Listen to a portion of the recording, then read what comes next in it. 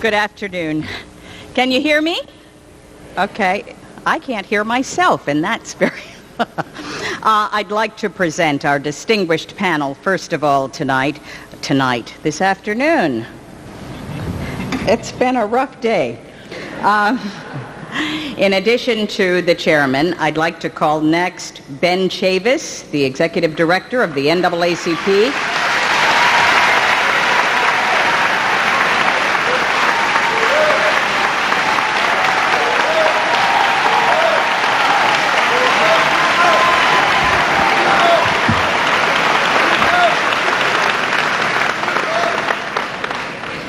Representative Maxine Waters from the state of California.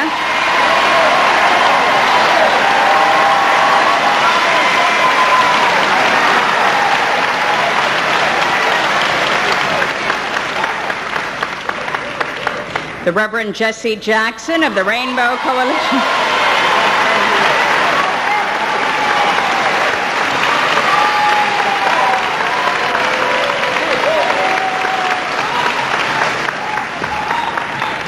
And last but not least, Minister Louis Farrakhan from the Nation of Islam.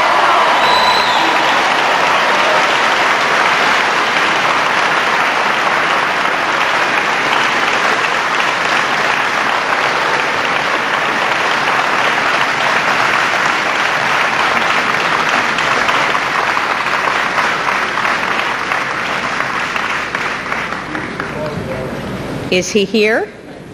Is he coming? He's coming.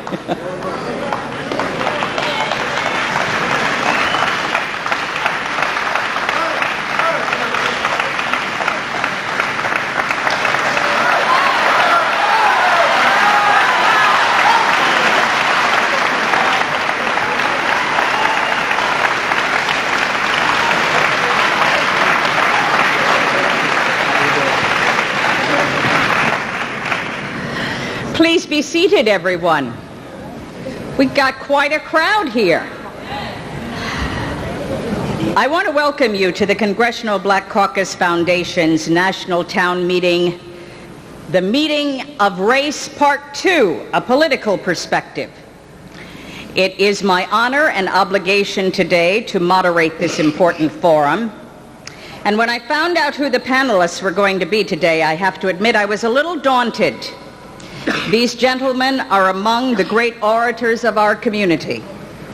But last year I was able to keep 3 white guys who wanted to be president in check, so I shouldn't have too much trouble with these 4 brothers.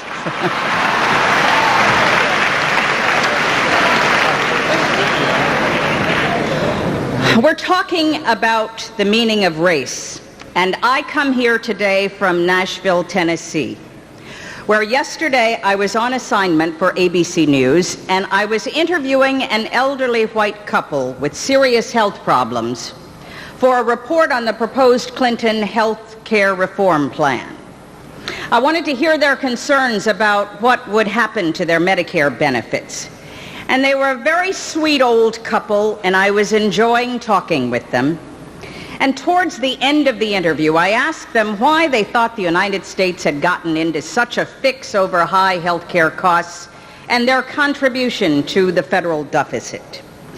The old woman responded that first she thinks it's all these foreigners we're letting into the country. And then she said all that foreign aid we're giving to Israel, why do we have to do that? And then she said, and I quote,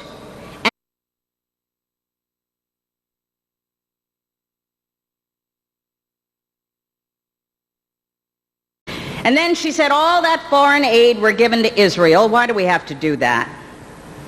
And then she said, and I quote, and then it's all those blacks sitting on their big duffs waiting for the government to give them something.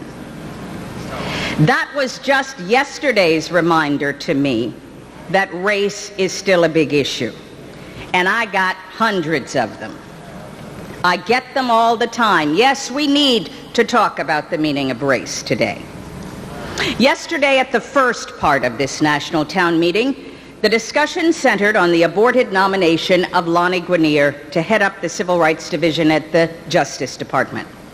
She said, and again I quote, "In a strange way, my nomination came to symbolize the state of denial in which we find ourselves on the issues of civil rights in particular and race in general."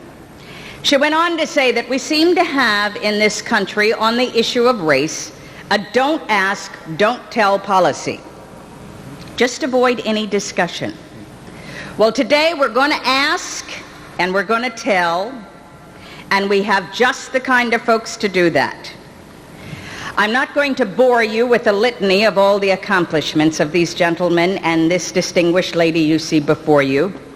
So I'm going to tell you how the format will be. I will ask each of them to make an opening statement of about 6 minutes, and I will watch the clock. We're going to stay on time. I have no hesitation in cutting you off. Then we're going to get some discussion going with some questions that I'd like to pose based on some of the issues that they raise in their opening comments. And then we're going to give you an opportunity to ask questions, but I understand you're going to be asked to put them in writing with your name, your organization, and your city, and I think that is in the interest of time and to keep from you all making more speeches than we have up here. So that is the format. So without further ado, I'd like to begin by calling on Congressman Mfume.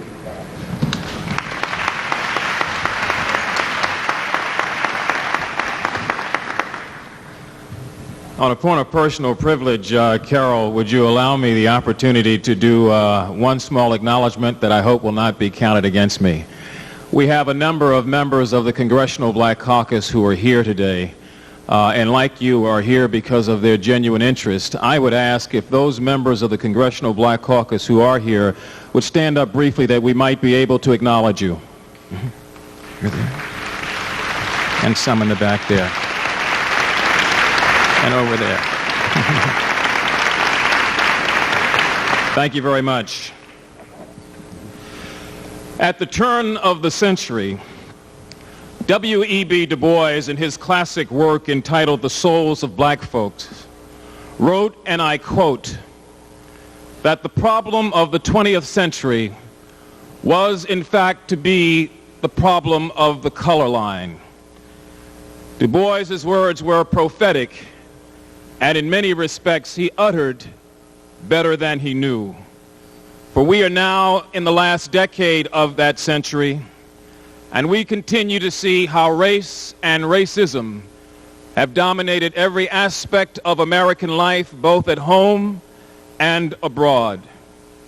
And so we have gathered today as a group of people who have suffered, endured, and survived 2 centuries of slavery, oppression, deprivation, degradation, denial, and disprivilege, reaching out in a very sincere and open way and saying to the nation that we love that we must find a way, even in these last few years of this decade that he wrote about, to come to grips with the question of race and racism in this country, because we love so much this nation, but because also we love each other. And we recognize, like others may not, that the only way to deal with this is to deal with it. There are far too many throughout every city, state, and hamlet in this nation who find, as we do, the stories and the examples just referred to you in Carol's remarks. They are too abundant and too abundantly clear. They still resonate against the backdrop of this nation's democracy, and they still call at all of us to try to find ways to change it. We know that the problem did not begin yesterday. The master-slave ontology and the doctrine of white supremacy, pre-existent before the nation was founded, have made and kept, unfortunately, our society a nation of 2 societies, one black, one white, separate and unequal. And yet we also know that differences and difficulties between groups in our society are not novel or new, but we know that our approach to them in 1993 and beyond must be both. America at her very best has treated those differences with a blend of common sense and compassion. America at her worst has treated them with the empty even-handedness of Marie Antoinette. And so we gather here at this legislative weekend as Africans in the diaspora, reaching out to people throughout this nation and throughout the world to come to grips with the meaning of race so that we might be able to get beyond the manner in which it divides us. Reaching out to say that we recognize and accept and are prepared to discuss our differences so that we might find time in this short commodity we call a life to focus on our similarities, which are so many, many more. Because when you cut through all of us, and you cut through the basic core of the existence of all people, we're not that dissimilar. We all want a better life today than the life that we inherited from our parents. We want our children to be able to grow up in a society that is free and open, that is pregnant with opportunity, that affords them the possibility and indeed the probability to create even more generations free from the things that constrain and harness our lifestyles. We want a society where health care is real and meaningful, where housing is really housing for all people, where we believe, as we must believe, that educational parity in our schools is crucial to educational excellence in our nation. And so this political perspective then, which comes on the heels of yesterday's discussion with Dr. Higginbotham and Ms. Guinier and so many others, comes at a time we believe that we hope will find a way to shape for all of us the beginnings of that dialogue here. But we have suffered far too long and we are far too anxious for change. Politically, it is not enough to come to these gatherings once a year and to exchange ideas and views. We must put in place plans that are short-term and long-term. And then we must establish barometers and yardsticks that will allow us to measure that politically so that when we return again, we will know whether or not we've done anything at all. These people who have gathered here have come, as all of you have, out of a sense of commitment, but because they love us and they love those of us still unforeseen. They have run here, like many of you have, on the backs of nameless and faceless people of color who wanted in the last generation and in the generation before that and even the generation before that to have a society in which they were, as Dr. King said, not judged by the color of their skin, but by the content of their character. And they have gone to their graves. And as we prepare one day to go to our graves, we recognize that we are still faced with that same challenge.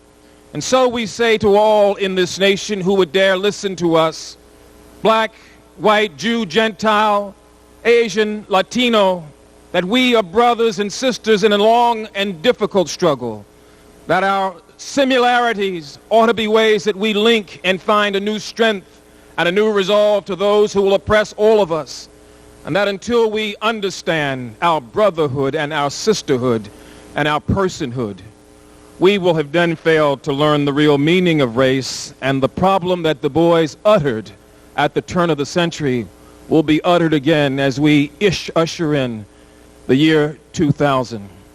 We pray that in the discussion today and in the discussions that follow, we might be blessed by Almighty God with a new insight and a divine inspiration to reach out to everyone and to find that new way. Thank you very much.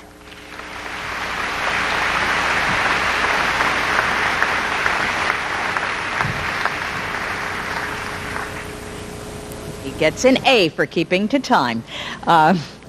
Reverend Chavis, would you like to take the podium from the NAACP? Ben Chavis.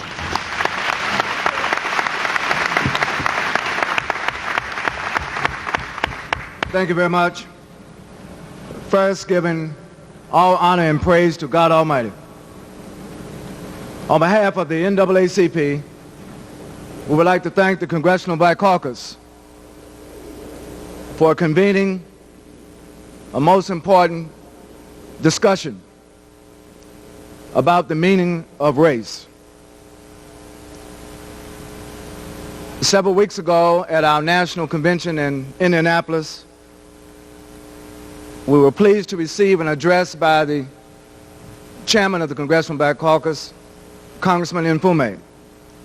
And at that time, we pledged a strategic alliance between the NAACP and the Congressional Black Caucus. And so we're pleased to be here in that vein. We come today in the spirit of unity. We come today in the pursuit of greater clarity on what it is that unites us and what it is that divides us. We come in the spirit of looking for answers to our problems, solutions to our problems. I'm sure each panelist today could give a long litany about what is wrong, and we need to do that. But I'm hopeful today that we will also arrive at a consensus about what we can engage in together to have some solutions to the problems that beset our people.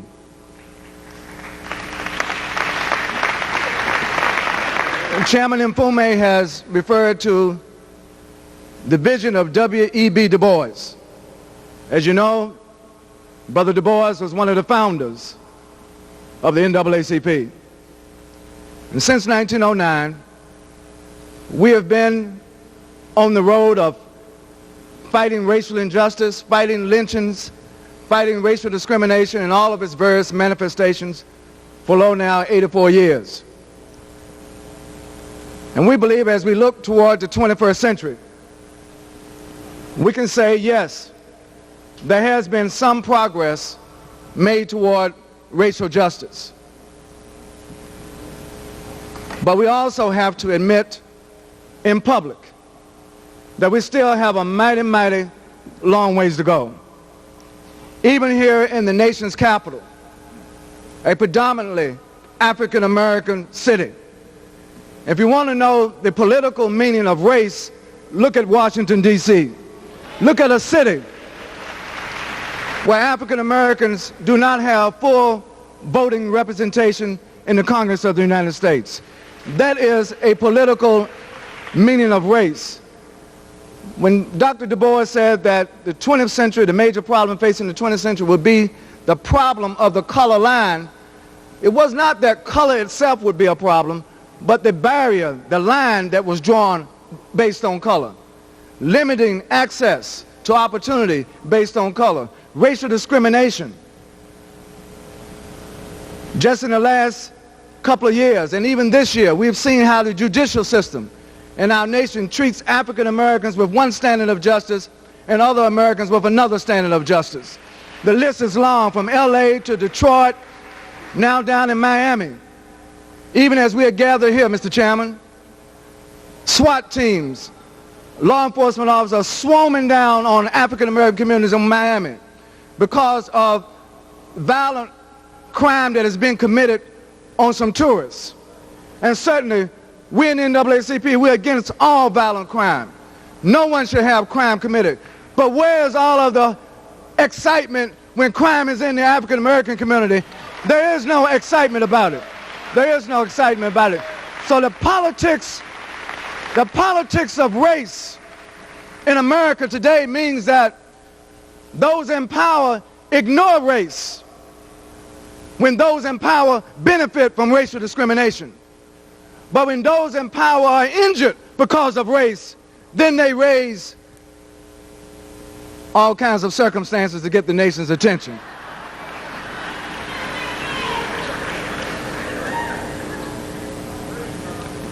We've also witnessed, in all honesty, that racism, the external force of racism on our community, has been devastating.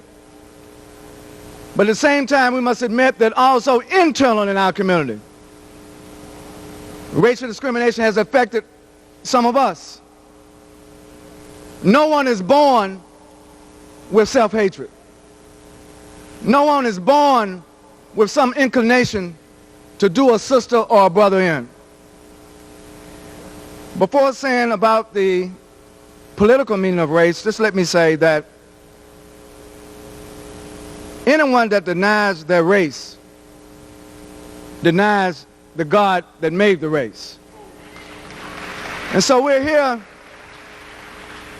not so much to, I'm out of time already. Well, let me go to my conclusion. We in the NAACP, among all of the issues that will be discussed, our top priority now is economic development, economic empowerment, community development, and also reducing gang violence. I'm glad to see former gang leaders in the audience today.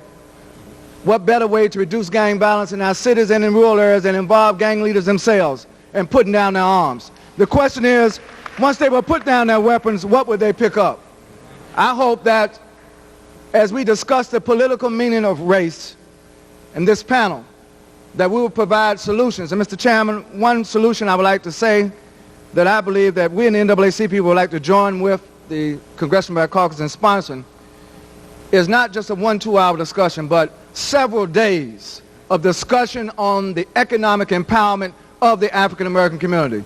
The NAACP wants to join with the Congressional Black Caucus in searching out to come with not only an analysis of our economic state based on racial discrimination, but the strategies that we must employ together to uplift our people and ensure that we've not only just survived in the 21st century, but we will be together and maximize our God-given true gifts and talents. Thank you very much. Thank you.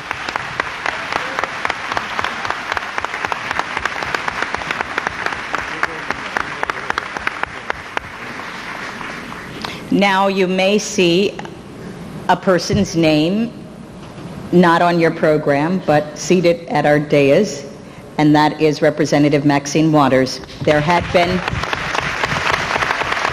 Wait. I just want to explain something to you. There had been some difficulty about the lack of a female representative on the panel.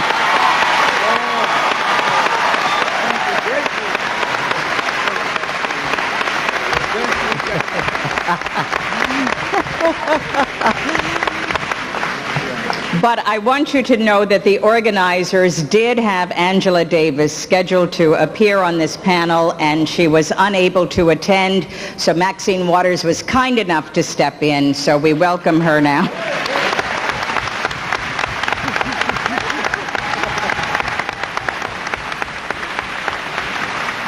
Thank you very much.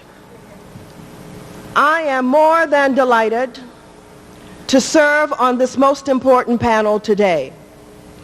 I would like to thank Harold Ford for his leadership in organizing this weekend. I would also like to thank Kwaisi Mfume for his leadership of the Congressional Black Caucus. I would like to thank all of the members of the Congressional Black Caucus for the direction and focus that they have given to this weekend. Please give them all a big round of applause.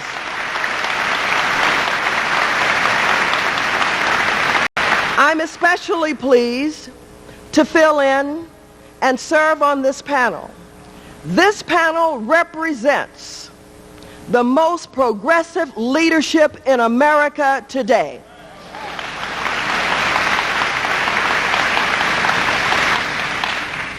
My name is Maxine Waters.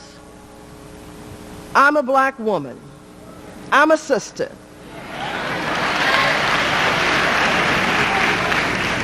And I think I'm very clear about who I am and what I care about. This discussion is so important today because there is a concentrated, well-organized effort to keep our voices closed and shut down on the discussion of race. If you attempt to talk about the hate crimes, the burning of a black man in Florida, if you attempt to talk about police brutality, that wild and crazy Daryl Gates in Los Angeles, if you attempt to talk about the redlining of black communities in this nation, cannot borrow money, insurance companies, banks, and savings and loans who have systematically excluded us, they try and shut you up. If you attempt to talk about the new racism and discrimination in voting and participation in elections, they will go to court and challenge reapportionment. It is time for us to talk about race. It is time for us to talk about racism. It is time for us to use our power. People will talk about coming up with an agenda, and folks want you to tell them 1, 2, 3, 4, 5 what we've got to do to love ourselves. Ladies and gentlemen, it is important for you first to understand that unless you know that you're important and special and somebody, nobody else will ever know that. Please do not wait to be given instructions about how to be a person. Please do not beg folks for power. Nobody is going to give it to you. My message to you today is to understand that each of us have power. You don't have to be elected to office to have power. You don't have to be identified as a community leader to have power. You were born with power. And until you understand that, you're never going to be able to exercise power. Let me close by saying, recently, following the rebellion in Los Angeles, the president attempted, at that time, Bush, to have a meeting at the White House. I learned about it on television as I was preparing for work. I called the speaker to let him know I had not been invited. The speaker said, well, it's the president's call. I don't invite to the White House. The president does that. I said to the speaker, are you going? He said, well, most certainly I've been invited. I said, are you on your way? He said, certainly. I said, you get there, tell the president I'm on my way.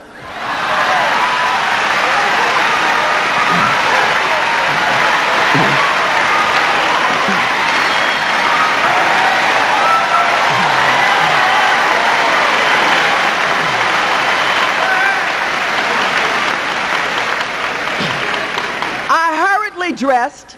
I did not trust myself to drive, so I called a taxi. I said to the driver, take me to the White House.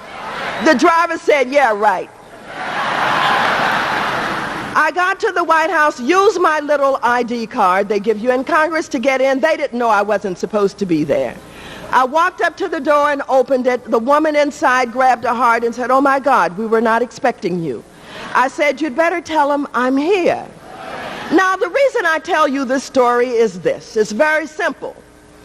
If I'd waited for an invitation, there was none. If I thought the White House was such a special place that I was not supposed to go, I would not have gone, because I would not have understood that the White House is my house.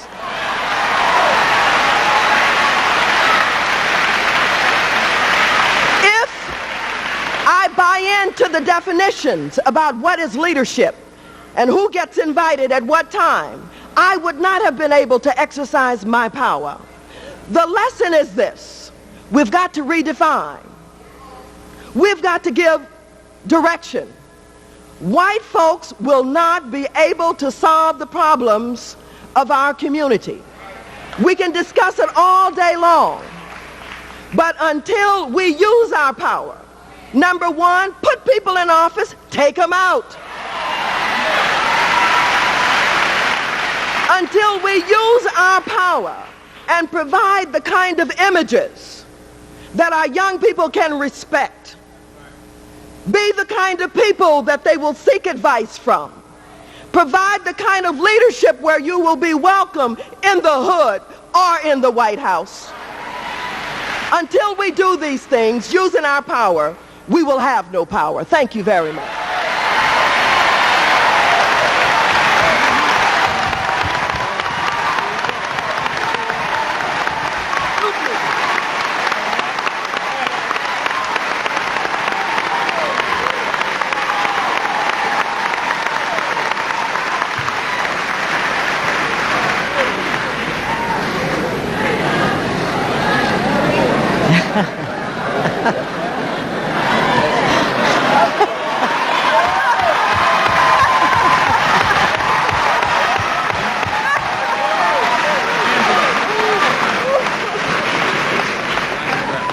Turned it out, Maxine.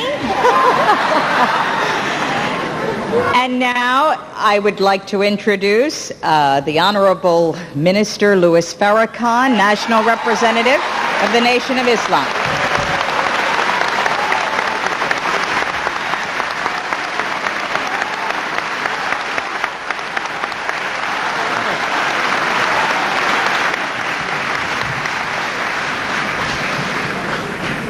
In the name of Allah, the Beneficent, the Merciful, we thank Him for His coming and raising up in our midst the Honorable Elijah Muhammad. I greet all of you, my dear brothers and sisters, with the greeting words of peace. Assalamu alaikum. To Congressman Kwesi and Fume, distinguished members of this panel, brothers and sisters, the meaning of race. The Honorable Elijah Muhammad taught us that in this last 6,000 years that white people were to exercise, rule, and sway over the inhabitants of the earth, and this they have done. There was no meaning to race before whites came to the earth and gave meaning to race. We were in existence for a long time on this earth, and we never gave meaning to race. The Holy Quran teaches us, we created you into tribes and families that you may know one another, and parenthetically, not to hate one another. But it seems as though this new family on our earth gave new meaning to race. They advanced the philosophy of white supremacy. White supremacy over the yellow, white supremacy over the brown, white supremacy over the red, white supremacy over the black. So we as black people were brought to America, and white folk gave meaning to race. They said we were inferior, and they said it so long that we believed it. They taught in their schools our inferiority. Religion, Christianity in particular, enforced the fact, or the false fact, that we were inferior by calling us the children of Ham, doomed to be hewers of wood and drawers of water. And they went throughout the earth teaching the red, the brown, and the yellow the inferiority of black and the inferiority of all colors other than white. So they gave meaning to race in education, in politics, in religion, in justice, and in all fields of human endeavor. So now we are called upon to give new meaning to race. And in that new meaning, they are so frightened, they call us racist for giving new meaning to race.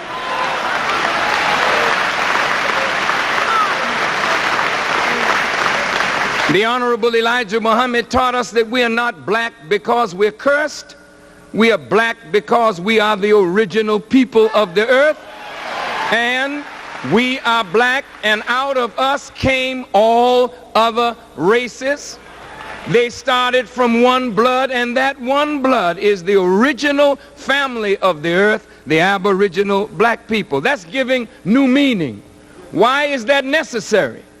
Because before the Honorable Elijah Muhammad tried to give new meaning to race, they made us feel that the kinkiness of our hair, the broadness of our nose, the thickness of our lips, and the blackness of our skin was a badge of inferiority. So the Honorable Elijah Muhammad had to teach us why we should be proud of who we are and what we are, and take cognizance of the deep spiritual value and the tremendous accomplishments that black people have given to the advancement of civilization. This is giving new meaning to race. But in the end, races have beginning, and races will have an ending.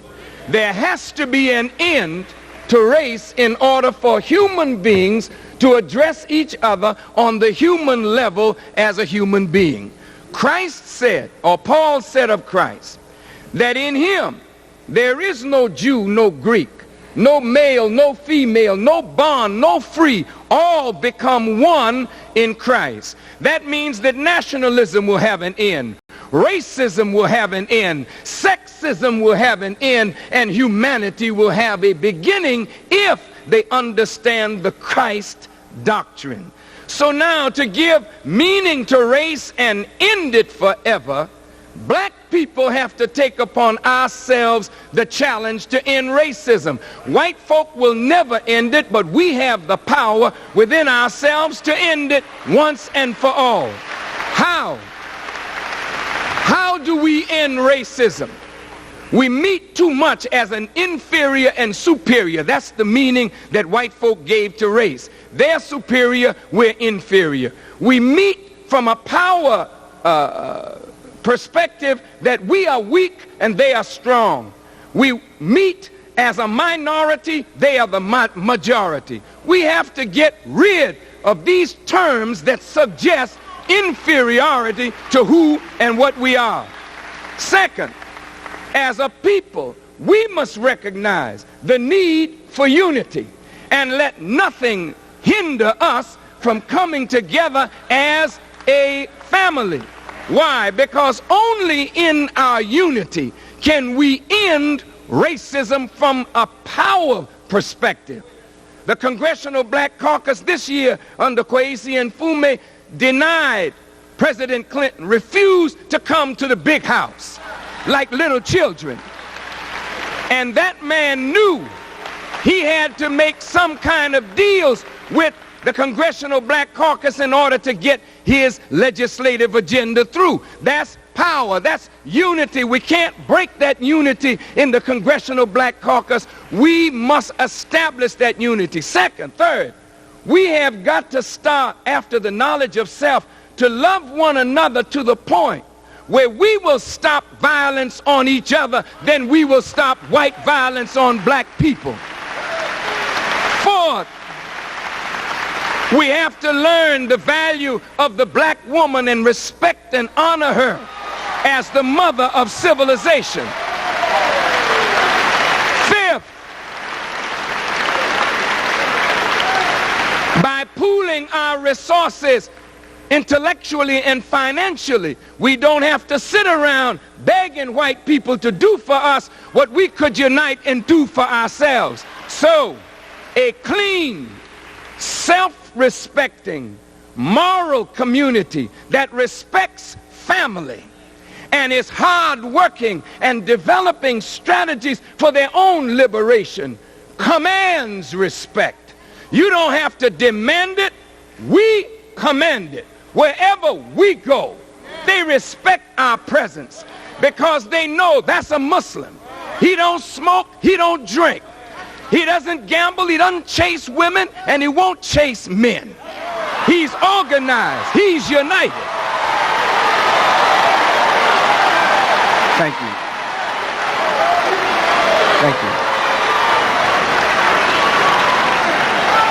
And so,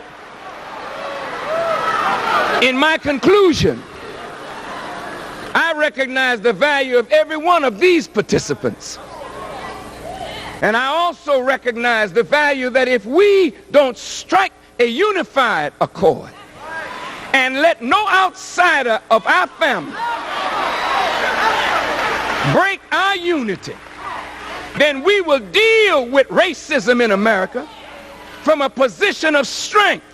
And then tomorrow we'll be able to say, we gave new meaning to race, and when we gave meaning to race, we ended race. And then the human experience can begin. Thank you for listening. Assalamu alaikum.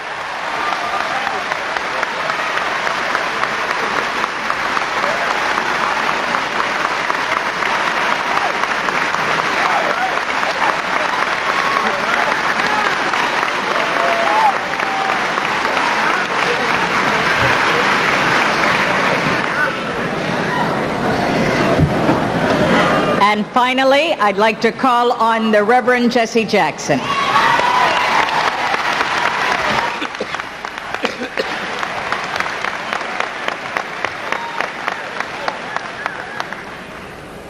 Thank you very much,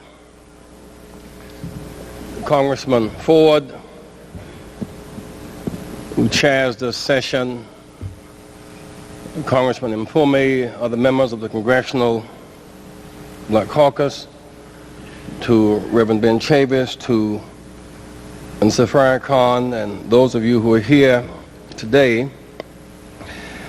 as we wrestle with part two of this crisis, as begun on yesterday by Lana Guinea and Dr. Mary Berry and Dr. Higginbotham, this matter of race.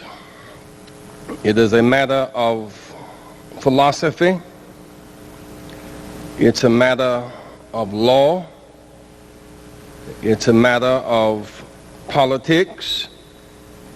There is for us a challenge to respond, to somehow turn our pain into power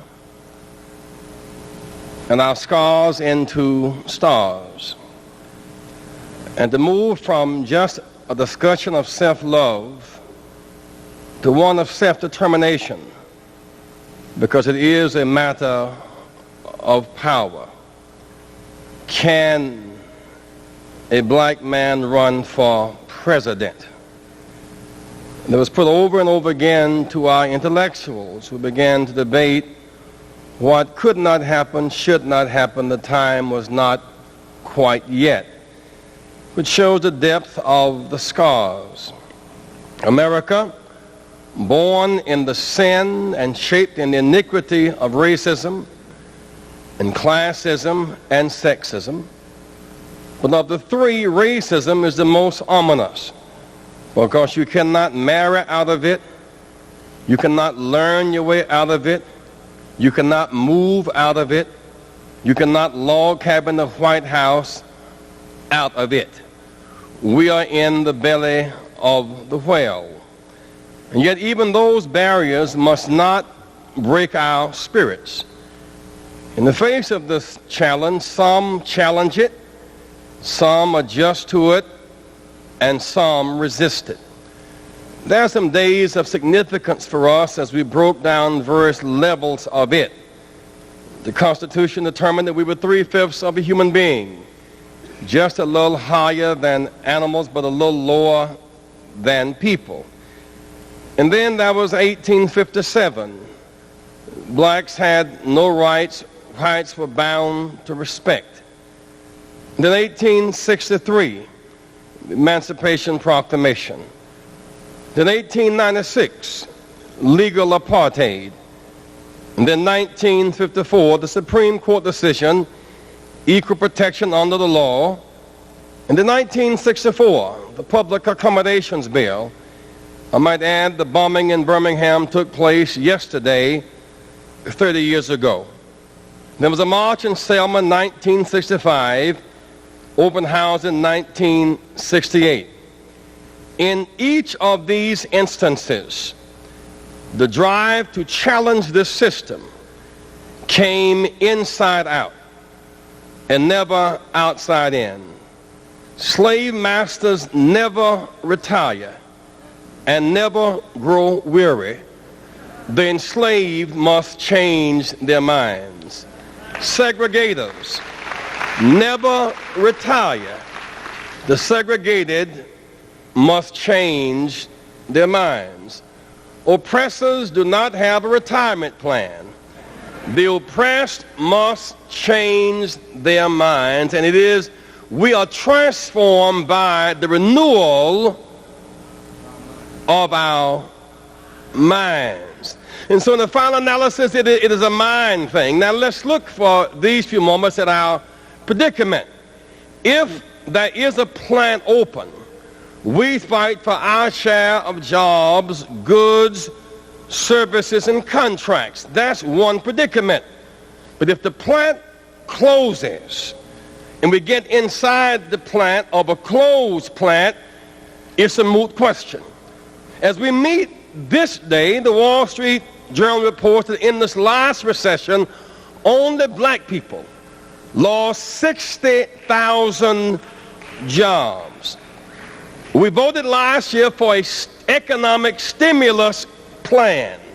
Today we have an economic hemorrhage.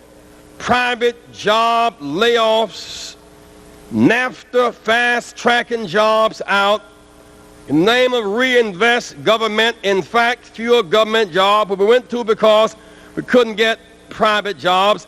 A freeze in next year's budget that will decrease education and job training spending for the first time in 4 years.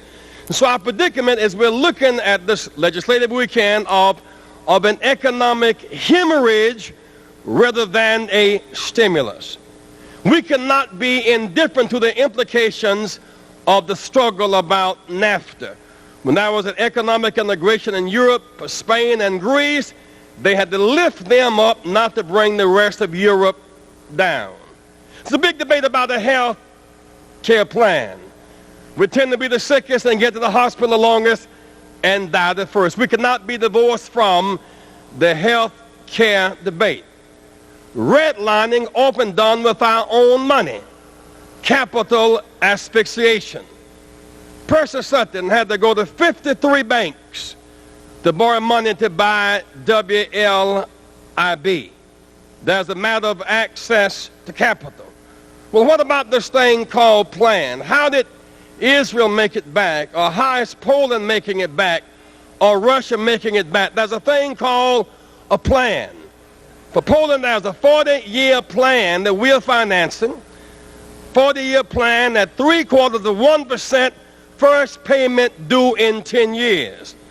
It's called an economic plan with concessionary rate loans. Self-help has its place. We must stop the fratricide, but also study finance and study building and trades and honor marriage vows and raise the babies that we make and study diligently and be the science what we are to athletics because of our priorities. Lastly, we got to use what we got. Last year, Mr. Harrington ran for mayor in Memphis, 250,000 votes cast. He won by 132 votes. Blacks voted 94%. Yesterday in Detroit, in the city, 80% black.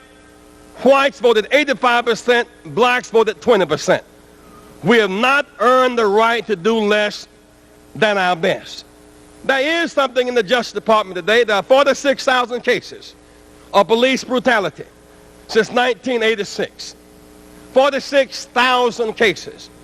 Only 15,000 selected for investigation. Fewer than 200,000, fewer than 200, in fact, have been prosecuted. There is this matter of mandatory sentencing, the effect of racism. If you're caught with 5 grams of crack cocaine, mandatory 5 years in jail. You're caught 100 times more powdered cocaine, you're eligible for probation. So the mules go to jail and the kingpins finance politicians and go across the border. A matter of race. And so lastly, because this subject has depth and breadth, it must be a matter of constant discussion. I said this in closing. We must have more than race power. We also have redemptive power. We also have character. And to stop killing each other requires the quality of character. To raise the babies we make requires a quality of character. To coexist and not co-annihilate requires a quality of character.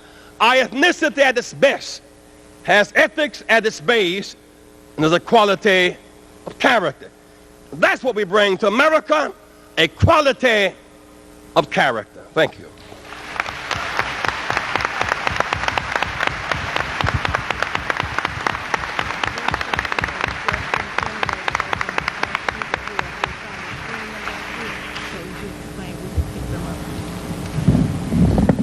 They were terrific, weren't they? Let's hear it again for I have this announcement to make. The D.C. Public School students from Eastern, Dunbar, Ballou, Hines, and School Without Walls, you will all be served lunch in the cafeteria after this forum. The NAACP officials will be there to greet you.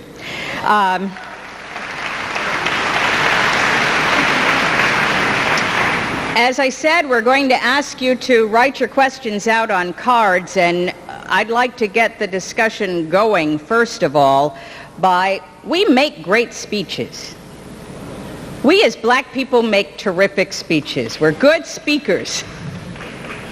And we all agree that there are racial divisions today like nowhere in recent memory. Things are worse. I want to know from each of you why, until we begin to be able to attack and get this consensus on race, why are things in the state that we're in today? And I'd just like to hear each of you briefly. Congressman? Carol, let me suggest an answer to your question, not so much as to why they are that way in America, but why they are that way in our communities. At the Great Atlanta Exposition of 1896, where many times people try to pit W.E.B. Du Bois and Booker T. Washington, one of the things Washington said at that time was far ahead of its time. He said that we must pick our battlefields and cast our buckets down where we are. Where we are is in the hood.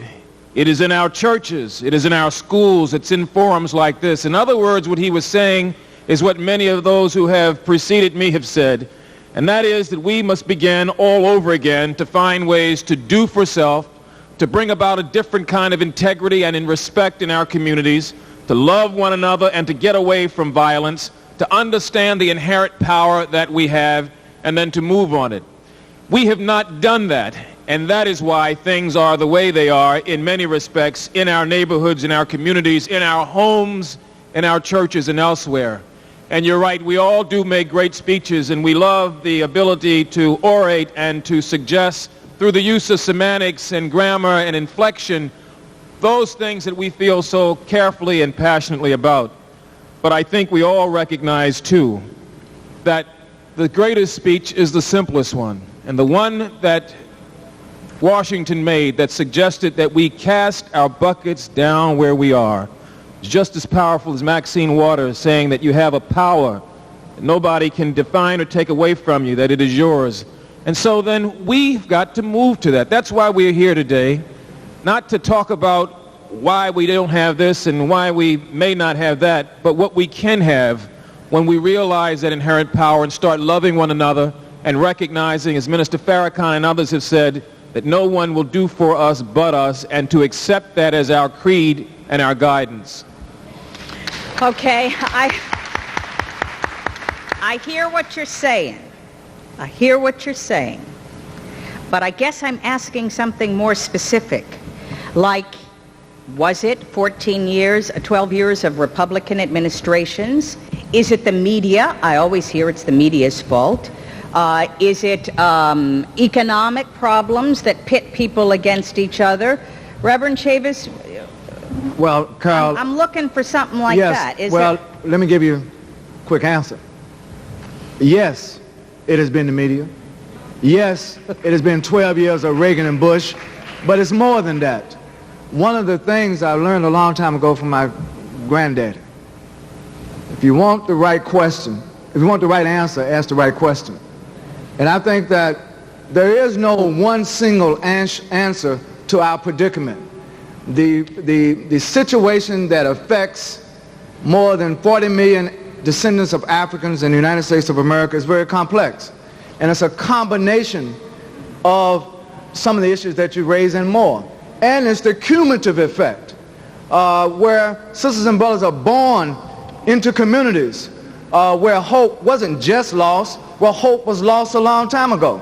And what we have to do is to restore. We have to work at it. I think what I would like us to spend the limited time we have is not only why, that's the analytical question, but what are we going to do about it? I suggest that every single national African American organization should join with the Congressional Black Caucus to have a session maybe away from the press, maybe away from one of the forces that divides us. One of the problems is where we have not been able to achieve the kind of unity that we should have achieved in our community all these years, because racism is nothing new.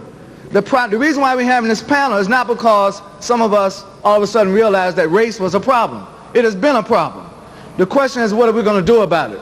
And I think that my simple answer, Carol, to the way you pose the question is simply this.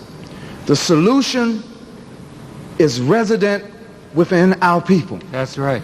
We underestimate what we have in terms of our own capacity to rise to the occasion of our situation in this nation. That's right.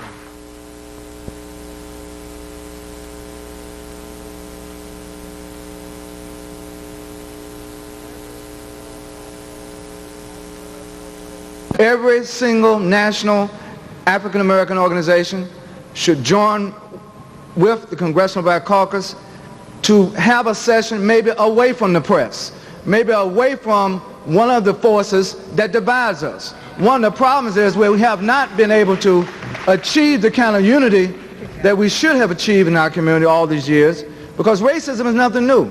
The reason why we're having this panel is not because some of us all of a sudden realized that race was a problem. It has been a problem. The question is, what are we going to do about it? And I think that my simple answer, Carol, to the way you pose the question is simply this. The solution is resident within our people. That's right. We underestimate what we have in terms of our own capacity to rise to the occasion of our situation in this nation. That's right. Okay, Reverend Jackson. I hope that in our analysis of it, we don't conclude that we ain't winning. We're winning. There's going to be an election in South Africa a few months from now because we winning. There was a Middle East agreement signed on the White House lawn last Monday because we got the scars in our bodies. We're winning. We came here 30 years ago for the March on Washington. From Texas across to Florida up to Virginia, we couldn't use a single public toilet. We could not use a single hotel. We couldn't drink water from a single fountain. We did not have the right to vote. We didn't have a Congressional Black Caucus. We didn't have 400 black mayors. We did not have the capacity to even think about foreign affairs, dealing in private survival. But just like when David knocked down Goliath, he couldn't go and party because Goliath wasn't no eunuch, he had some babies. And you knock down Jim Crow and you got Jim Crow Esquire. The giants keep coming. And so do not end up in a way you say, well, what can we do? Well, we in fact, the laws that trapped South Africa of apartheid in 1948 came from here, from the 1896 laws. What Mandela is trying to do now is what we achieved in 1965. The fact is we are winning, and our struggling has not been in vain, but there are some different options. For example, when Dr. King would make the case that we just end racism by law and get inside the plant gate with an education, we can grow. That was a period of economic growth. Now we get inside the plant and the plant is closed. There's a very different context in which we operate. Zero economic growth among the industrial nations of the world is a factor in this. The economic downturn cannot be ignored. Lastly, we beat legislation with Jim Crow, but now Jim Crow Esquire regulation. The giants keep coming. And I would say lastly, Aristide is on his way back to Haiti because of us. Mandela got out of jail because of us. We're going to bring that matter to a resolution in Nigeria because of us. And now there will be an urban policy because we will not back down. So in the face of all of these challenges, do not assume that our struggles have been in vain and not productive.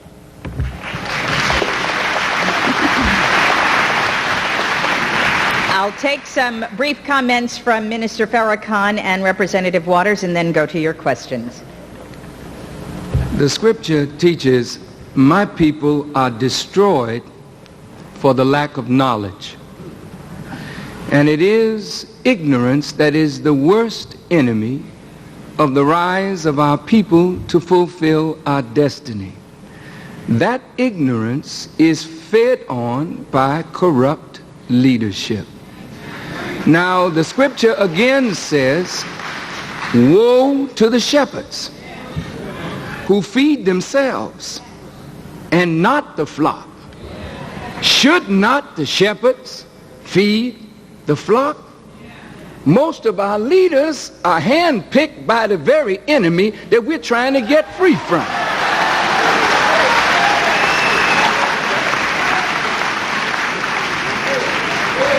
It's all right for us to say we have a voting rights bill and a public accommodations bill, and all of us, including myself, have benefited from those bills.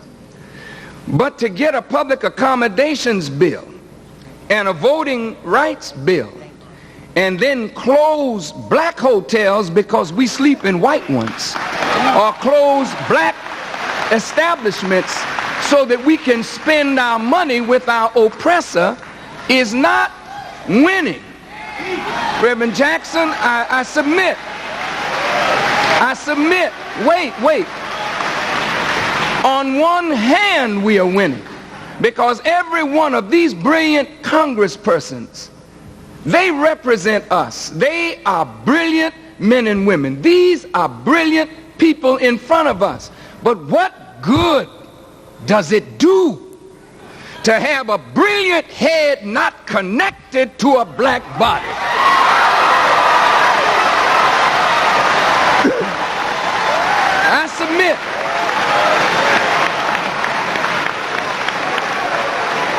I submit. That until and unless we as a mass connect with the Congressional Black Caucus and our black leaders connect to the black masses, and don't take your eye off the prize, because now you can sit in boardrooms and be media folk now, because little black people marched in the streets and suffered and went to jail to make openings for those of us who sit in leadership. Now we've got to unite at the top and develop strategies to free our people. Otherwise, we will be saying we're winning, but the masses keep losing. So if the masses keep losing, then we can't be winning unless our agenda is personal. We're looking for self-aggrandizement. But if we're looking for the liberation, if we want the liberation of our people, then ain't none of us winning until all of us become winners. Are you winning? Yeah.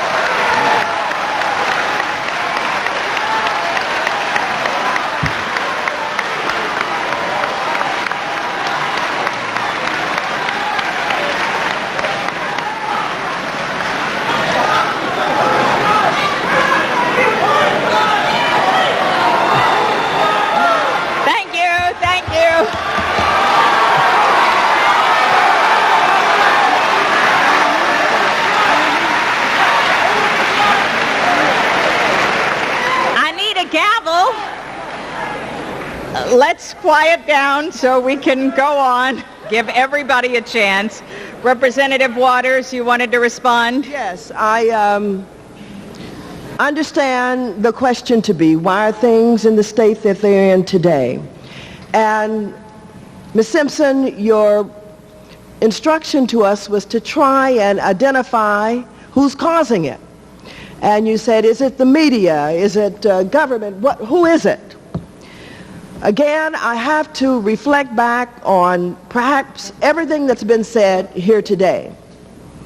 We have to understand that we have power.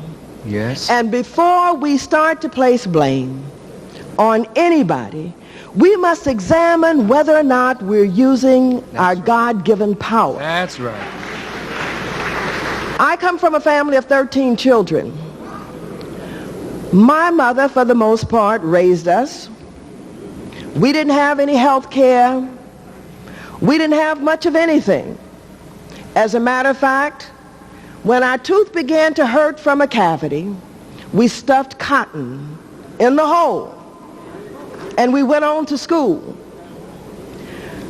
I tell the story of the cotton in the hole in the tooth because it is a clear example that I can make to you about a little black girl at 10 years old hurting but in school.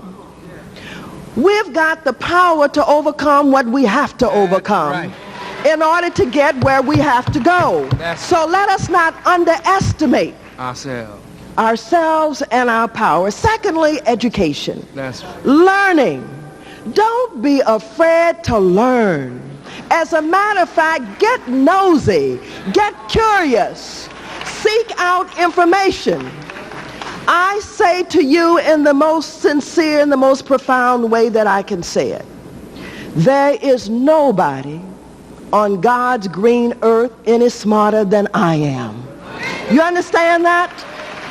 Because I have the ability to learn. You remember what your grandma used to tell you when she said, go to school, try to learn something. Them white folks up all night trying to figure out how to take something away from you. And don't have a good time, enjoy life. But while we're making foolishness, people are planning and strategizing and determining our futures. So we've got to understand how to learn. I was talking with some young brothers in the hood. They said, no, I ain't gonna work, Miss Waters. I'm a gangster. I'm gonna go out there and get mine. I told them I've never seen a dumb gangster. You got to be smart in order to be a good gangster. So what am I saying to you? Learn. The systems that are developed get more complicated. Our communities are suffering because we don't know how to use government resources. We don't know how to respond to requests for proposal. The game is new. In the 60s, we used to go down to City Hall, beat up on somebody, get a little money, go home, think we got something. Today, they put out an RFP. If you cannot respond to RFP, you get no money from government. And so we've got people sitting around unable to utilize the systems. The systems are not so complicated that we can't understand them, but we refuse to use our God-given power to figure out the systems. Implementation. We should be willing to work harder than anybody else. Don't let anybody else outwork you. If it means you stay up all night long, you stay up all night long in order to be number one tomorrow. You've got to be able to work hard because the obstacles are greater. That's right. Folks sitting around talking about they don't sweep our streets. Sweep your own streets.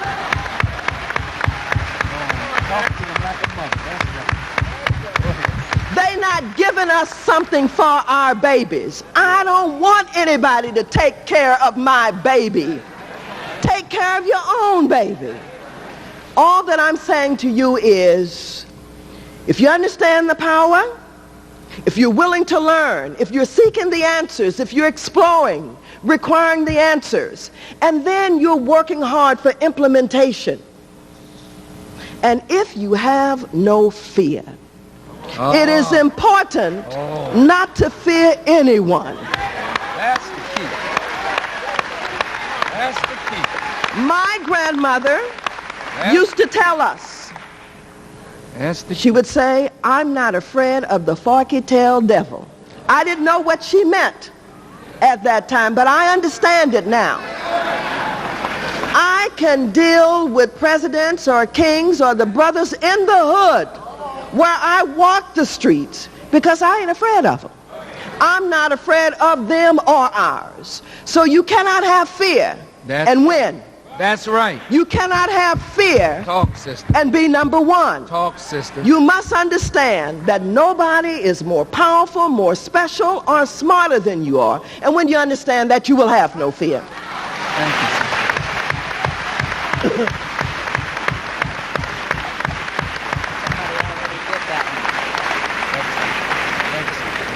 Okay, here's a question from the audience. It is not signed, but let me read it to you. It seems to me that unity must be the first step towards empowerment. However, how can we as a people unite when there is such disunity even among our leadership, including today's panelists? Specifically, I have in mind the dissension between many of our black leaders, including Jesse Jackson, and those men who agree on goals but disagree on how to get to where we want to be, like the Minister Farrakhan. So I'd like those two gentlemen to respond to that question. It's all right. It's all right. It's okay. Minister, you going to respond? Yes, sir. I'm very, very glad that such a question was raised in this forum, because Jesse Jackson, in my mind, is one of the most brilliant black men that we have on the scene today.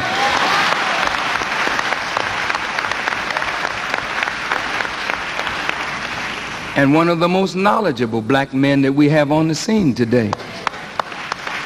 And certainly, if we envy or if we are jealous of the gifts that God gives to each of us, then we will work against one another and not with and for one another. I think that I proved my love for Reverend Jackson. And I proved it over and over and over again. So when you want to talk about disunity, don't talk to Farrakhan. Because, no, wait a minute. When Reverend Jackson asked me to come by his side in 1983, as he was desiring to make his bid for the presidency of the United States, I came to his side, and I brought the Muslims under my leadership to his side. I wasn't so much for leadership that I couldn't take second to my brilliant brother.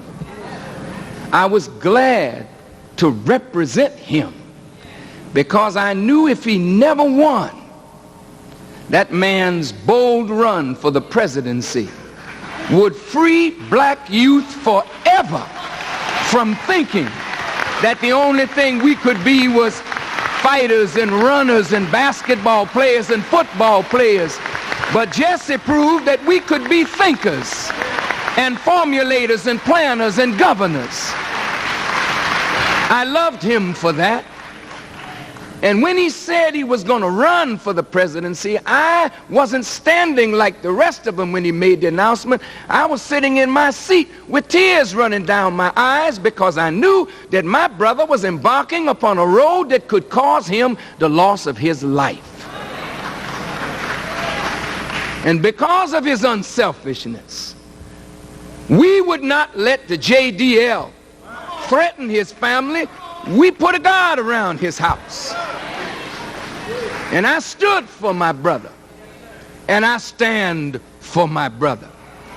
Our differences are not such that we can't reconcile them if there is no power in between us, or no agenda in between us that is personal rather than national. When I'll say this, and I'm through. I love my brother yesterday, and I love my brother today. And even though we may have differences, that's all right, because we're going to have differences. But the difference that we cannot afford to have is a difference that allows an enemy to both of us to get between us and keep us from representing the best interests of our people.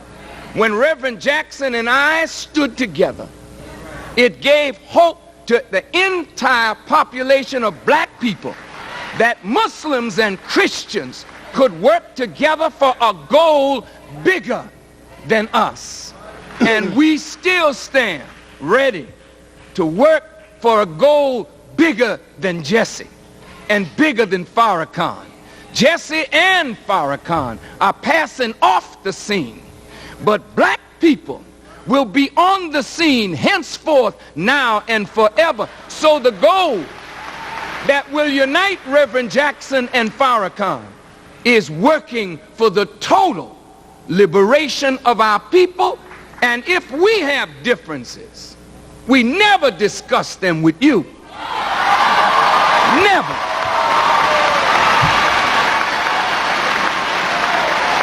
Because the media does not want a united Farrakhan and Jackson. They want to make Farrakhan the boogeyman so that I have spiritual AIDS. My brothers can't kiss me in the light. They have to kiss me in the dark. They treat Farrakhan like a prostitute. But I'm saying today, all of that hypocrisy has to end so that the salvation of our people can begin. Thank you.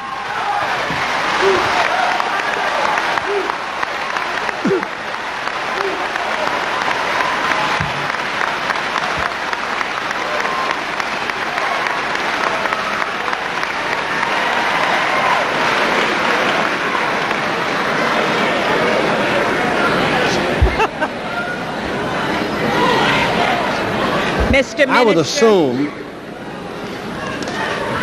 Mr. Minister, that you're talking about my media? You're talking about my news media? Yes, I'm speaking about your news media. That news media focuses on division. Okay, we're not And if going it to appears today. that that's what we're going to have today, that will be the focus out of this Black Caucus forum tomorrow morning. Jesse and Farrakhan got at it. No, because we're going to let Jesse have his time.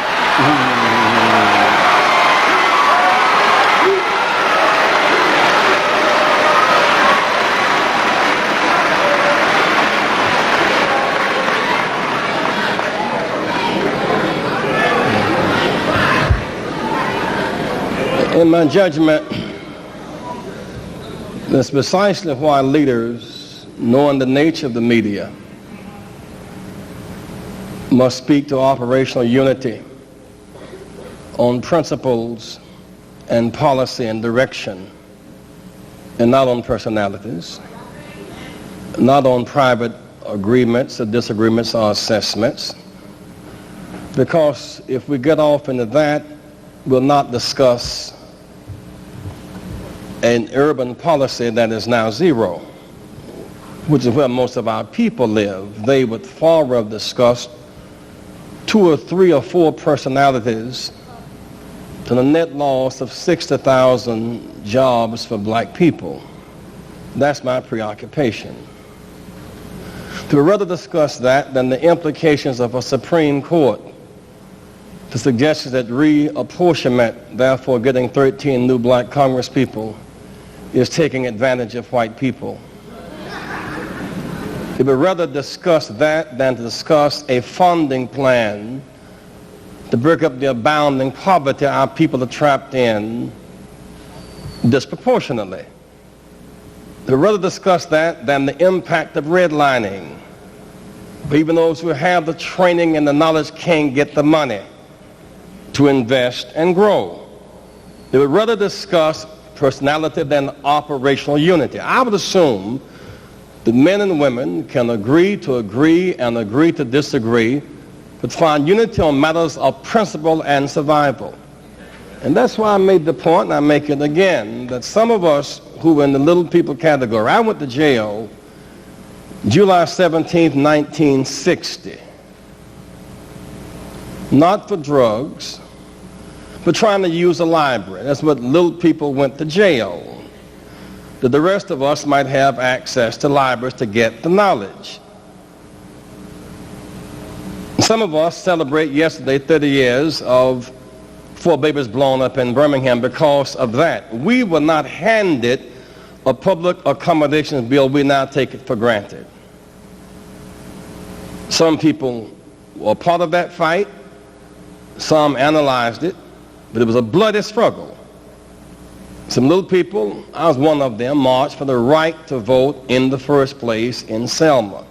Now we have a problem of forces, gerrymandering, annexation, at-large, roll purging, trying to undercut the right of that vote, which raises another set of questions for us to mobilize around now. Shall we unify around D.C. statehood? That's an empowerment question. Should we unify around a single-payer national health care system? That is an empowerment question. Should we unify around a social contract before we support NAFTA? That is an empowerment question. Should we challenge the media to focus on Angola as it is on Bosnia and Lebanon? More folk are dying in Angola than in Bosnia and Lebanon combined. That is an empowerment question. It seems to me that where, no matter what our constituency base may be, and I also think that the media for its own purposes, and therefore some people exaggerate too much what our distinctions are as opposed to what our common base is, as ministers and as friends. And my only observation in this whole unity business, since we're so broad and diverse, is to put forth an agenda that deals with policies that affect the masses of our people. And if we leave here this weekend without a clear position on economic growth, without a clear position on why we've lost those 60,000 jobs, without a clear position on urban stimulus versus urban hemorrhage, without a clear position on those matters, we will have missed an opportunity, in my judgment, to advance the cause of the masses of our people. It means something special to us when there are 46,000 cases of police brutality at that Justice Department since 1986, and fewer than 200 prosecutions, and there is no form of direct action at that Justice Department. And I would hope that we keep our eyes on that prize.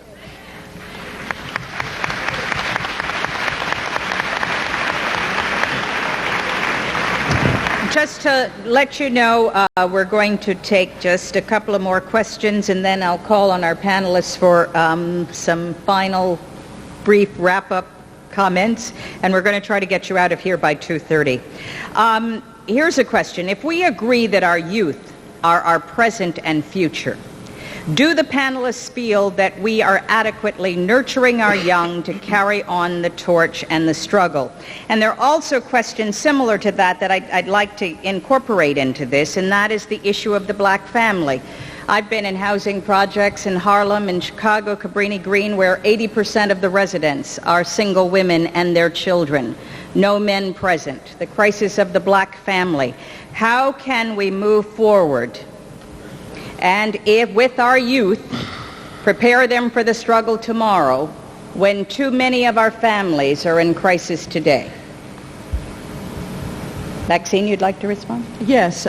Let me attempt to deal with the question of youth and families. One of the most devastating problems confronting the African American community today is the loss of potential, the loss of life of African American men. We travel through these cities all over America, city after city after city, and we see the devastation. Hanging on the corners, slinging a little crack, trying to survive, turning on each other, father and children, unemployed, untrained, unskilled, dropped off of America's agenda. We must get in the leadership of this problem. It is absolutely devastating. I tried a little something in Congress this past year based on a little something we found out about in South Central Los Angeles. We have built our own little funding network where I went to Normandy and Florence, where the Denny beating took place, because the news media was casting all of the young men down there as crooks and criminals and thugs. I went down there to talk with them and to see who they were. They were not crooks, criminals, or thugs. It was my brother, my son, my children, it was us. When I talked with the young brothers, some were saying, Miss Waters, if I could just learn a trade. I I've been out of school since I was 15. I kind of dropped out. Miss Williams, the mother of Damian Williams, turns out to be the mother of many of the kids on the block. One of the young men that we finally put in school is a young man whose parents left. She took him in, Pollard. We took Pollard and a whole group of them, and we said, let's go to school. We started to put them in the car, and we drove them to the Maxine Waters Employment Preparation Center in Watts. And then my women's group decided we were going to give them a stipend. We were going to raise money. And so we've started with these little $50 stipends, just $50. 3 of them graduated. They're now enrolled in El Camino College. We have now organized a whole group where we're just helping out a little bit with haircuts and lunch money, a little stipend. So I thought I'd bring the stipend idea to Congress. I was attacked viciously by the right wing and Rush Limbaugh. All the right wing media went up. You know, when we try to deal with the problems of our children, we talk about resources that are needed, all of a sudden we become welfare queens. In addition to not having a defense against it and our people not knowing how to deal with it, I get on the streets when I walk the streets of America, folks who said, ooh, you should have heard what Rush Limbaugh said about you. And then that's when they started to say, well, you know, she's got a dirty mouth because she said I don't give a you know what Rush Limbaugh cares about me. The fact of the matter is this. Our young people need some help and need some resources, whether government gives it to them or not. Black men sitting in this audience, I know a little something about being a role model for black women and for black girls, and I want to talk with sisters about that. But black men, the Pollards, the Crips and the Bloods and the young black men in the hood need you. They need some help, they need some support, and they need some assistance. We can help them. We can get them back in school. And we can get them back in school if we decide we're going to take a little bit of our earnings through our organizations and our associations, provide the stipends that they need in order to get the haircuts and have the transportation money. We're going to continue to fight this big system. We ended up in Congress with a big fight. And Congressman Clay and others helped me to attach an amendment to the flood appropriations bill, where I said, you're going to give us some money or we ain't going to fix the flood. And white folks went crazy. They went so crazy until most people don't know what happened with the stipend idea. Some folks came to me from other sources in government and said, you know what, we discovered you don't have to have legislation, we can just do it. And so we have our $100 a week stipend. It's not a lot of money, only $50 million. But you can provide millions more dollars from our pockets to do this work. So we need some resources out in the community that we put together and we muster. Thank you. Carol.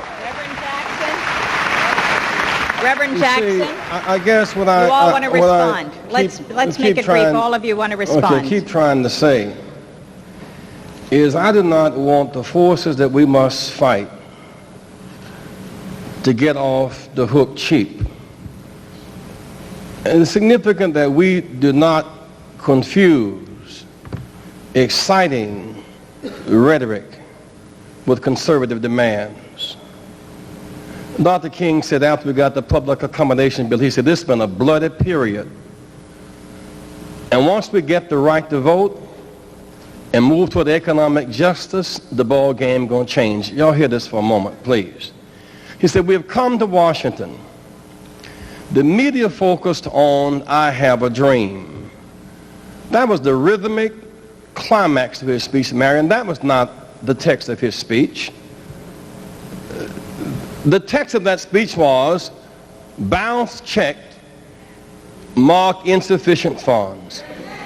It was, his thesis had to do with economic equality, economic parity, access to capital, access to money.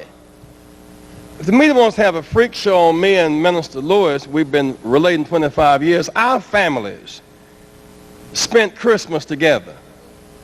How many black people that feed beside us? That's a cheap way out of this. They came together. We've been coming together. We have to have a press conference to come together to please no damn body. We grown people.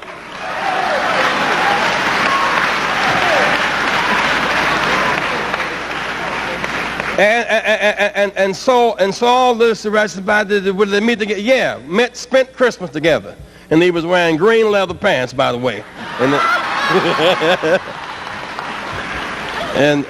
all that. But the point is, what does that have to do with this? When we leave here today, what they ain't gonna write about in every city in this country, whether we show up or not, plants are closing, jobs leaving, tax base eroding, school systems bankrupt, opening 2 weeks later in Chicago for 500,000 children. 3 weeks later in New York City. In Michigan, the governor has wrapped up a race bait and a tax rebate to run a whole system $6 billion in debt. Folks in Michigan will not go back to their hometown on a Can We Love Each Other program. Our loving each other is self-evident, but there is no remedy in fighting the whale that encompasses us in that agenda. And I'm concerned that we have a proper correlation, therefore, between when Maxine goes back to Los Angeles, and we go, as we do, to churches and preach self-love and love each other and self-respect. In the final analysis, the monies we need to train our youth is cut off from us. And the plans that used to employ them have left us. And we are funding the redevelopment of other countries and not using our own money to develop where we live. It seems to me, therefore, that we must not get trapped where when it's over on Monday morning, the structures that control money and power, in fact, have been let off the hook. Thank you. Jesse, I'm sorry, Reverend Jackson, we're going to have to move on. You will have an opportunity to make your closing statement. Minister Farrakhan, you wanted to respond? Yes, I'd like to make just a couple of brief comments. First, our youth are suffering because they are not really connected. There was a study done some 20 years ago that the 5 greatest impacting institutions on young people were: number 1, home; number 2, church; number 3, school; then number 4 was peers; number 5 was television. That has all changed 20 years later. Home is not the number 1 influence on children. Neither is school second or third. Neither is church. But the number 1 influence on our young people are other young people. Now, what happened to leadership?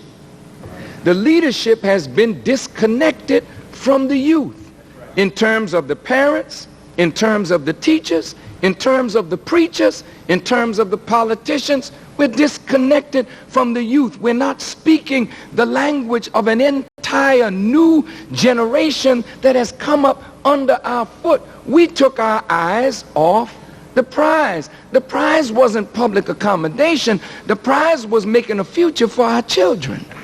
Now, what we don't understand, probably, is that we're economic factors. As Reverend Jackson said, the plants closed. 80% or 60 or 70% of our homes are run by a female. The male is gone, and he's gone in direct proportion to the loss of jobs. Mothers, since Roe versus Wade, where you sanctify killing the fruit of the womb, and it's all right to do it in a doctor's office because that life is interfering with your life. But it's not all right when your child is 11 and 12 and 13 to get a gun in his hand. And because somebody wears their hat on the wrong side or has a different color on, they blow each other away. But you don't understand that that's the fruit of a tree that has gone corrupt and disrespectful of life itself. So the youth are not listening to preachers. The youth are not listening to teachers. And the youth are not listening to their parents. And the youth are not listening to politicians. We can talk all day in a room like this, but who can get on the corner and talk to the young? She can, because number one, she's not afraid of our youth. She knows how to talk to them because she's got a mother instinct. I close this. Yes, the plants are closing. Yes, we're losing jobs. Yes, government has a responsibility to aid in this effort, and we have a responsibility to back the Congressional Black Caucus in getting aid for the communities. But what about $300 billion that come through our hands each year? What are we doing with the money that comes into our hands? Reverend Jackson, I say with deep love for you, your personality is important. My personality is important. It's not that we are important, but God has made our personalities relevant to the struggle. And if your personality and mine and Reverend Chavis's and Kwesi Mfume and Maxine Waters, if we started guiding our people better, then they would listen because of the personality that God has blessed us to have. And then we could turn some of that $300 billion that we are throwing away into meaningful resources to fund anything that we want done. If the white man won't do it for us, and if government won't do it for us, we cannot sentence another generation to death. We have got to unite our personalities and do something to help ourselves. We have to do it.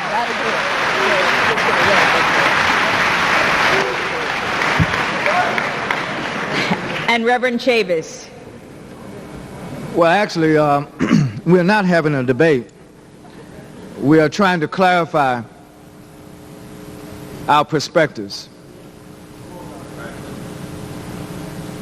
And it is a blessing, I believe, not a curse, to have different perspectives. The question is, will we have mutual respect of our different perspectives?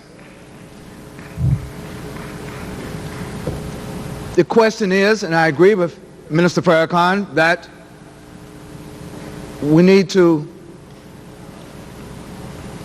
check out who our youth are listening to. But I want to know who is listening to our youth. We, in the NAACP, have a youth and college division. We have 2,180 branches, college chapters, and youth councils throughout the nation. We're trying now to go to the Caribbean and to Africa. But one of the things I've done over the last 5 months is not so much telling young people anything as it has been to sit and listen to them. When I went to South Central Los Angeles, a day after I was elected, I didn't pass through the hood. I resided in the hood. I slept on the floor with gang leaders in Nicholson Gardens and Jordan Downs and Imperial Courts in Watts, California. I'll look in a few weeks to do the same thing in Chicago with Gator and others. The point I want to add to the discussion, not to say that what the minister says is wrong or what justice says is wrong, what I'm saying is right. That's not the issue. The issue is that we need a number of strategies. We need to work together more than we've ever worked together. That's right. And in all honesty, because no one has said it yet, I'm going to say it, because I want the issue to be clarified before we end this panel. It was a mistake not to have Minister Farrakhan to speak at the March on Washington. It was a mistake.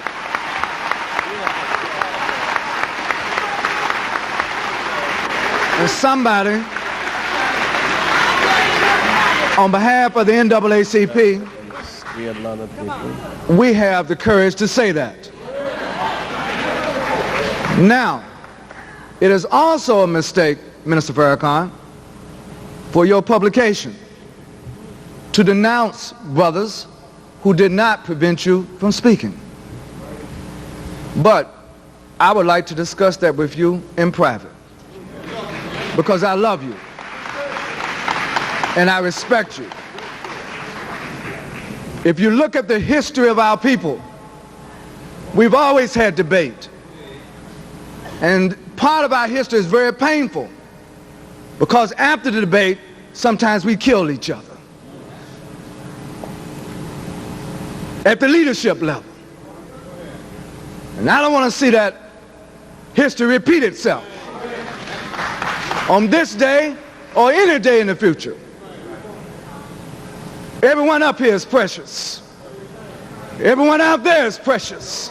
There are millions more who are precious, who are dependent on us, not just to engage in upmanship, but to embrace one another with a sense of respect, with a sense of integrity and dignity, and offer those young people that we listen to and that who we want to follow us with a measure of substance, more or less symbol, with real hope.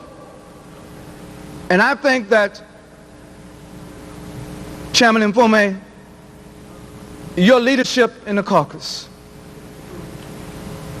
I think it's interesting that you're one of the younger chairmen of the Congressional Black Caucus. And that is not to defile the elders, because we must respect our elders. If they do wrong, we must say how they've done wrong with love and respect. If our young people do wrong, we must say that they are wrong. But if we do wrong, we must have the courage to say that we've not only done wrong, but we will not do wrong anymore for the sake of the people that we speak in behalf. God bless you.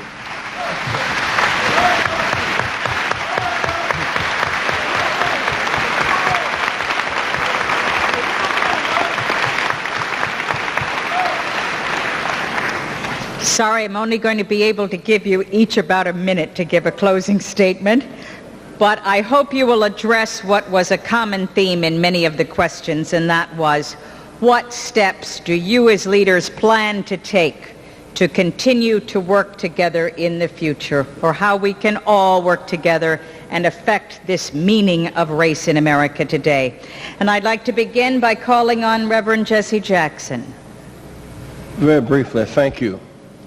And it's been a joy to be a part of this session. Just 5 points. One, this media factor the minister referred to. It's the first generation, my age 15, that's seen 18,000 hours of television, listened to more than 22,000 hours of radio, compared to 11,000 hours of school and less than 3,000 hours of church or temple. So the mass media quantitatively has more access to the minds of our children, and qualitatively penetrates more deeply than home, church, and school combined. That's a subject unto itself. There is an industrial collapse that's collapsing whole cities and states. There is thirdly this ethical collapse, this spiritual degeneracy. For many of us, getting into Canaan land has meant abandoning the ethical commandments that got us there. I submit to you this day, if we were to in fact embrace the 10 Commandments as the heart of an urban policy, it would change the very character of where we live. We must use at least these 5 tactics when we go back home. Some combination of demonstration, litigation, legislation, registration, independent political initiatives, and operational unity. Nobody put it better than the writer when he said these things. If my people who are called by my name will humble themselves and pray and seek my face and turn from their wicked ways, then they will hear from heaven, and God will forgive our sins and heal our land and rebuild our people. Keep hope alive.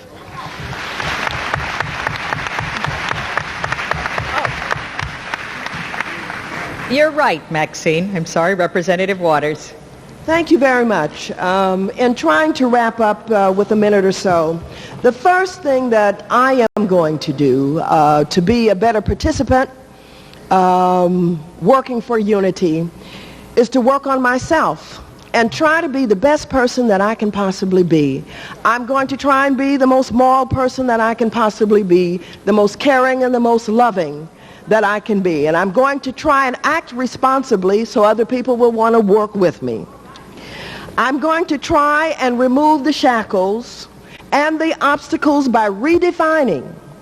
I've got to clear my head, and we've got to clear our head of rules, regulations, and definitions that have been placed upon us, because we cannot do and we cannot be unless we do that. Finally, I am going to do some serious capital formation.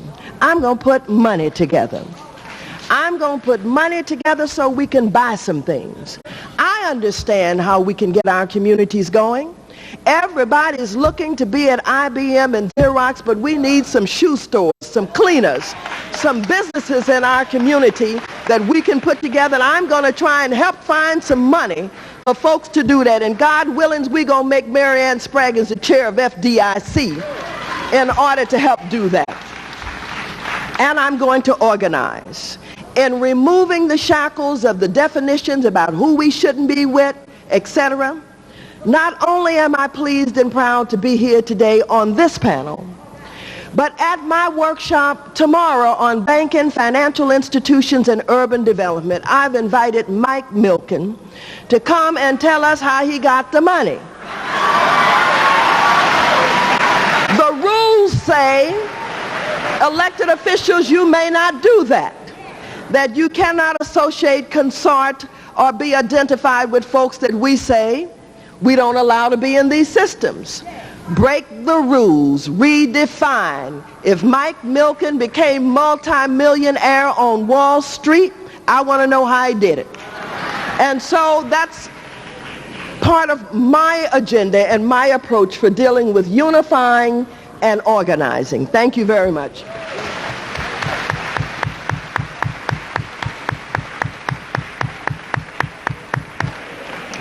Reverend Chavis, and then Minister Farrakhan. In answer to the question, as a result of this panel, what do I and what I would say, what will the NAACP do? One, we're going to pray for our people. Two, we're going to turn to our people in more profound ways than we have ever in the 84-year history of our organization. Three, we're going to take leadership in economic development, community development, and economic empowerment. We must not only go to Denny's and get served, but we must own these places in our communities. Next, and finally, our young people. I hope all young sisters and brothers that are listening or will see this program at some later time, please know that we in NAACP, we need you, we love you, we respect you, but we don't want you to just come join. We need you to participate in helping us to revive the nation's oldest and largest civil rights organization. And by the grace of God, we want to raise up a new generation of freedom fighters. By the grace of God, we want to raise up brothers and sisters that will have the courage not only to embrace each other at whatever level they may find themselves, but will embrace each other in their very homes, in their own community. I'm a grandfather. I have 4 grandchildren. and 6 children. My oldest daughter is an alcoholic. I have a son who I had to rescue from off crack, cocaine. When we talk about these issues, we're not engaging in rhetoric. We're engaging in life. It's difficult to capture our people who have been captured by interests that are not in our interests. But we have no other choice for the sake of our own children and for the sake of the children of all of our peoples. We must be more determined than the oppressor is determined to keep us down. We've come a mighty long way. Some of the other panelists have spoke to the progress that we've made. Some others have spoke to the difficulties that are in our midst. And I just want to close by saying and wrap up that our destiny is in God's hands and it's in our hands. If we put it in somebody else's hands, we forsake our Creator and we forsake our own destiny. God bless this panel. God bless the Congressional Black Caucus. God bless Mr. Farrakhan and the Nation of Islam. I'm a Christian. I would embrace this brother. Even if he's of a different religion, he's still my brother. And even though we may have, we don't have problems. The fact of the matter is, I resist efforts that would try to put a wedge between us because of some other folks have differences. We must have more unity as we look toward the 21st century than ever before. If we don't have unity, then what Du Bois said decades ago will still be the problem in the 21st century.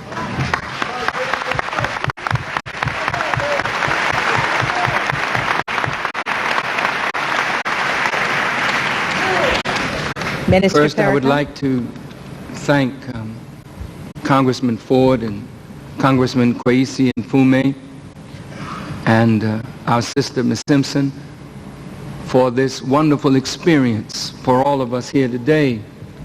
It's bigger than what it really appears. I thank my brother Reverend Ben Chavis for his statement that the exclusion of Brother Farrakhan in deference to others not liking me and not wanting me there was a mistake. A mistake is an unintentional departure from right. An error is an intentional departure from that which is correct. It was more than a mistake. It was an error. And all of you who are sitting in this audience know that I've never used my words, my speech, or my pen to ever attack other black leaders.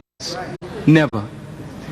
But I feel that it was necessary for me to say and write what I wrote. And if that writing stirs us to the point where we will go in a back room and iron out our differences, then black people will be all the better for my exclusion from the March on Washington and my rebuke in the Final Call newspaper. I would like to close by saying that I'm anxious to work with and not against the brothers and sisters in the Congressional Black Caucus and the brothers and sisters on this rostrum and those that are not represented here. And the Nation of Islam is committed to the struggle of our people for total liberation and empowerment. And I pray that Almighty God will bless us from this day forward. That when we have this meeting in a closed session, that we will iron out whatever differences we may have and make a pledge to each other that we can say in the public that we will never let somebody outside of our family determine what goes on in our family. And we will tell those who wish to exclude a member of the family from participating with the family to keep their mouth out of our family business. And as a member of this family, if you see that I'm wrong, tell me, because I'm not too proud to humble myself to my brother and sister and ask for forgiveness when I know or have been shown I'm in error.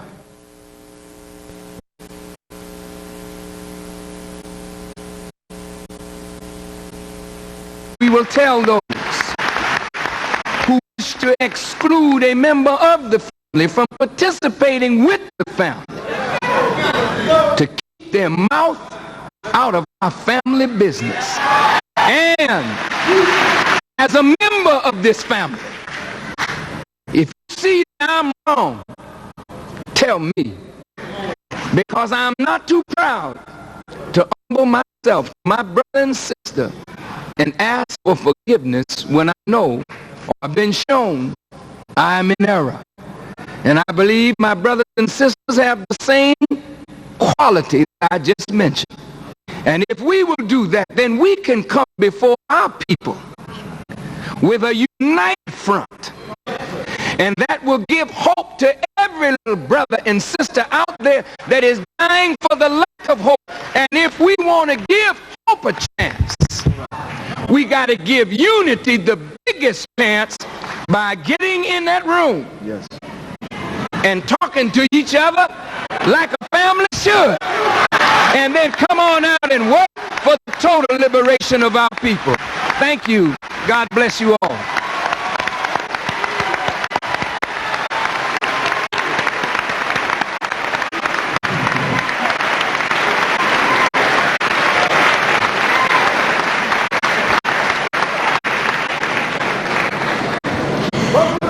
Thank you. Chairman Mfume has some final words. Ladies and gentlemen, we would hope that you not make your way to the exit so quick. You know, in our church we say you might miss a blessing. So I'm going to ask if you would just stay where you are for a moment and allow me to do a couple of quick things. I want to thank all of you for being here today from the bottom of my heart. And in particular, it's gratifying to see Dionne Warwick and Reverend Sharpton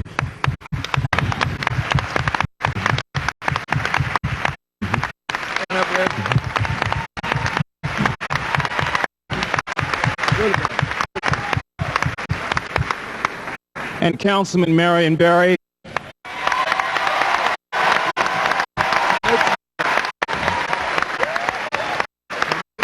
And Dr. Ladora Fulani.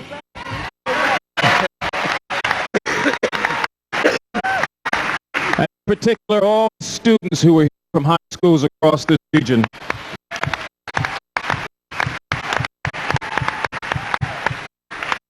My thanks to Bill Clay of Missouri, to Don Payne of New Jersey, to Corrine Brown of Florida, to Bobby Rush of Illinois, and to Harold Ford of Tennessee.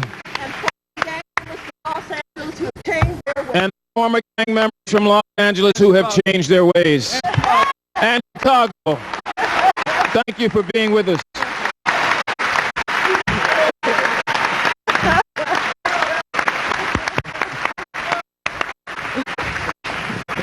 My thanks to Carol Simpson of ABC for graciously consenting to be our moderator. And to the people of BET and C-SPAN and others. But on a point of personal privilege, allow me to depart for just a moment. Thank the people of Baltimore who have and have continued to entrust in me a sacred opportunity to represent them and to be able to do what I do here in Washington and elsewhere.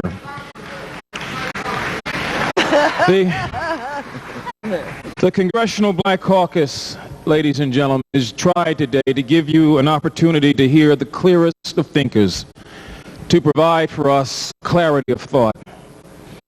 I sat with tears in my eyes a moment ago because I've lived long enough to know life is a fleeting moment. And it's what we do now while we are here that really matters. That's right. And God is still finding ways to smile on us and to give us new hope and new opportunity and to lift us. Tears because I recognize that many of the lessons today were lessons of old. Right. The lesson of for self, Yes. to love each other, Yes. to respect life, understand our power and to free our minds. God decided He was going to make us different and distinct. So we look throughout the world, see we're black and white, and Jew and Gentile and Latino and Asian.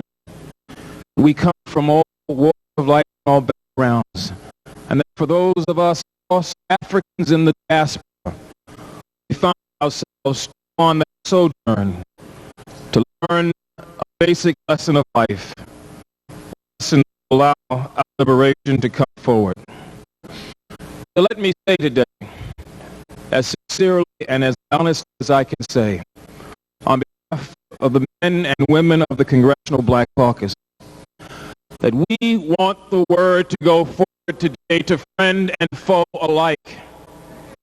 That the Congressional Black Caucus, after having entered into a sacred covenant with the NAACP to work for real and meaningful change, will enter into that same covenant with the Nation of Islam, the Rainbow Coalition,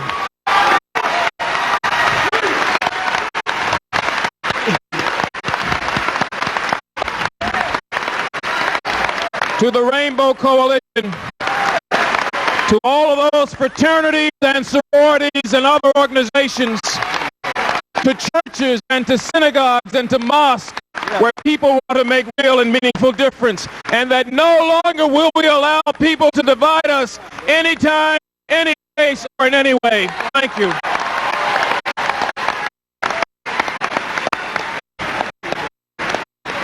Ladies and gentlemen, one more thing before you leave. When I get the microphone back, please, I have been asked, please ask you not to rush the stage, to please leave either rear entrances, go to the next sessions. It's necessary to get our principals off safely, comfortably. And I'd like to close with a comment that Millie Rivers wanted to have said here. It's an honor to be able to hear and see these great leaders today. I pray that we'll work together after this to help our race in the world. A wonderful benediction. Bye to all.